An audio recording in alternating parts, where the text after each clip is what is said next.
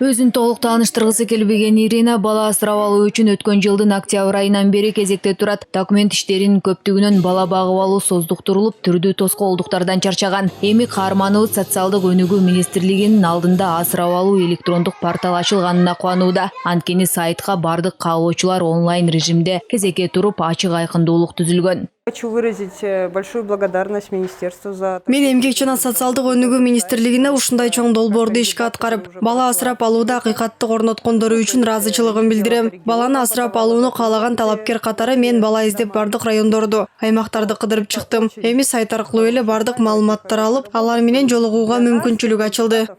Өлкө башчынын жарлыгынын негизинде бала асырап алуу боюнча кызмат көрсөтүүлөр порталы иштелип чыккан. Ал эл аралык балдар күнүндө ишке кирет. Портал Кыргызстан боюнча балдар тууралуу бирдиктүү маалыматтар банкын онлайн режимде камсыз кыла алат. Электрондук порталдын ишке кириши менен бала асырап алууда болуп келген коррупциялык аракеттерге чекит коюлат.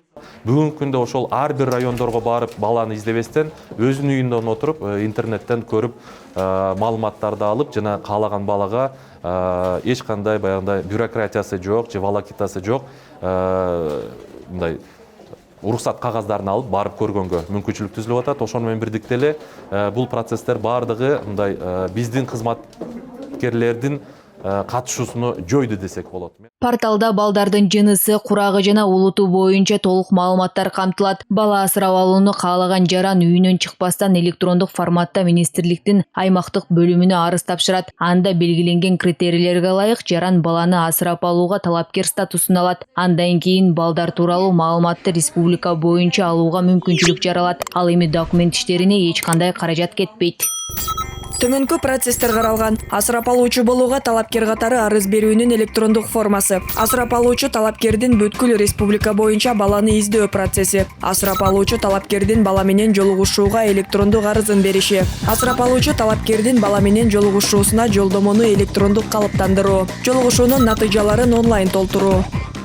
Кыргызстанда омбудсменге бала асырап алууда укугу бузулуп кайрылган жарандар көп. Акыйкатчы аппаратынын балдардын, аялдардын жана үй бүлөнүн укугун коргоо бөлүмүнүн башчысы Гүлназ Бообекова электрондук портал ишке кириши менен буга чейин болуп келген маселелер толугу менен чечилет деп үмүттөнүүдө. Бала асырап алам деген ата-энелер кайрылчу мына мен 2 жылдан бери турам, 3 жылдан бери кезек турам, же кезем жетпейт. Же болбосо ошол эле райондук социалдык өнүгүү башкармалыктары тарабынан бир кандай бир акча сурап жатат деген сыяктуу кайрылуулар менен бизге кайрылып келчү. Анан бул негизи ошо министрликтин, азыр эмгек жана социалдык өнүгүү министрлигинин бул базанын ачылышы эң туура деп эсептейм. Анткени себеби бул ачык айкындуулукту жаратат. Ар бир ата-эне өзү жактырган баланы тандап алат биринчиден. Анан балдар дагы өз үй бүлөсүн табат да. Анан бул опыт негизи мындай база ошо Россия Федерациясынын сайтына кирип карасаңар болот. Мындай база бар. Бул жакшы иштеп келүүдө да негизи ошол өлкөдө. Эмгек жана социалдык өнүгүү министрлигинин базасында бүгүнкү күндө асырап алууга ар кайсы курактагы 522 бала катталган. Ал эми Кыргызстан боюнча 146 интернат типтеги балдар үйү бар. Анда 12 миңден ашуун бала тарбияланууда. Айтолкун Анапяева, Денис Курганов, 5 канал.